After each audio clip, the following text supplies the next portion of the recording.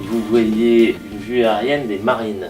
Nous sommes dans la grande copropriété des marines et avec mon ami Gilbert Huvernet, nous réfléchissons à toutes les possibilités pour régler les problématiques liées à la modernisation d'une marina. Et à terme, je veux que ce bassin devienne le bassin d'accueil de la plus grande plaisance du golfe de Saint-Tropez. Je suis aux marines depuis 26 ans cette année. Et mon père a travaillé ici 25 ans avant moi, à peu près.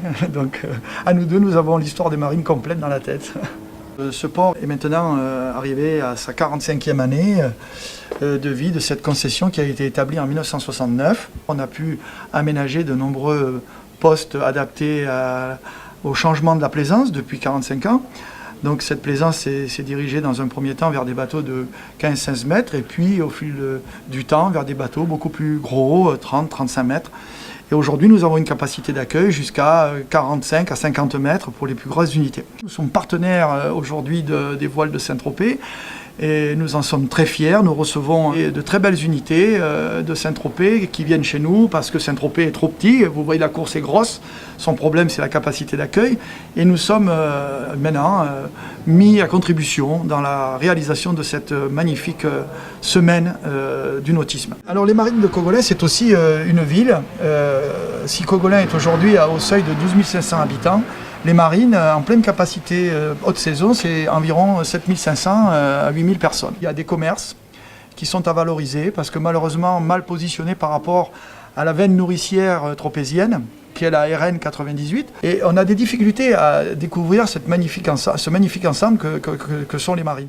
Et l'ensemble des places de port, y compris ce port ici, fait l'objet d'une DSP dont la fin est 2019 et qui retient toute notre attention. Ici, vous êtes sur le terrain du Yotel, qui va être le grand projet de mon mandat, où nous allons créer véritablement un ensemble qui sera une petite ville, puisque j'entends y avoir 2 hôtels, une école hôtelière, un ensemble résidentiel important, des écoles, etc. Et nous allons pour recréer une harmonie dans toute la façade maritime, donner des nouvelles instructions dans le PLU afin que les bâtiments reprennent un aspect provençal. Ici, on a un architecte qui a voulu faire une sorte de ville grecque, puisque vous verrez, ces cheminées sont un petit peu imposantes.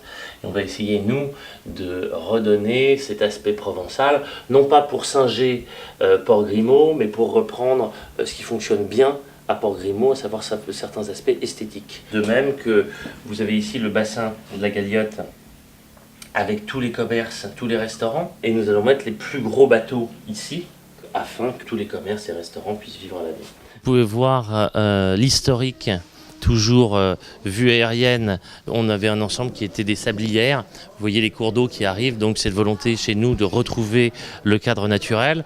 Vous avez toute son évolution et toutes ses constructions. Là, on est dans les années fin 60. Et là, vous avez la création de ce bassin où nous nous trouvons, puisque nous sommes ici à la capitainerie et tout cet ensemble a été créé donc en 1969, 1970, qui aujourd'hui n'ont pas forcément très bien vécu. C'est à nous de repenser et de redéfinir l'architecture pour le siècle à venir. Notre problématique ici, c'est que nous avons des cours d'eau qui charrient des matériaux, qui fait qu'on est en ensablement. Ce que je souhaiterais mettre en place sont des investissements structurels qui nous éviteraient d'avoir tous les ans 500 000 € de travaux pour retirer ce sable afin que les bateaux puissent circuler convenablement. Je vous propose de monter à l'étage. Vous aurez véritablement cette vision assez magnifique sur les communes de Grimaud, Sainte-Maxime et Saint-Tropez. Et vous êtes ici dans probablement un des plus beaux endroits du golfe de Saint-Tropez, donc un des plus beaux points de vue de France et du monde.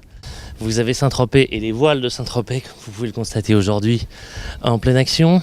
Vous avez le chantier Monaco Marine qui s'occupe de l'entretien d'unités exceptionnelles. Et vous avez des bateaux qui font dans les 30 mètres. Vous avez ce bassin principal qui est le bassin où vous trouvez tous les commerces et tous les restaurants, qui est l'endroit sur lequel notre action va vraiment se concentrer afin de trouver le dynamisme qui va faire revivre cette ville. Nous avons un seul petit point noir aujourd'hui qui est cette usine des torpilles, mais qui je pense ne survivra pas forcément dans cet aspect esthétique. Je ne sais pas comment, mais je vais trouver une solution. Vous voyez ici le cadre de vie désolant du personnel de la capitainerie. Vous avez une vue absolument magique et majestueuse sur tous ces ensembles immobiliers. Tous ces yachts absolument splendides et qui font bien évidemment notre fierté et aussi notre richesse, parce que nous dépendons considérablement du tourisme. C'est vraiment, dans le cadre de mon mandat, une de mes priorités de faire en sorte que les gens se sentent bien ici, bien accueillis. Et j'espère qu'un jour, les gens viendront avec plus de plaisir à Cogolin que dans les autres villes du Golfe.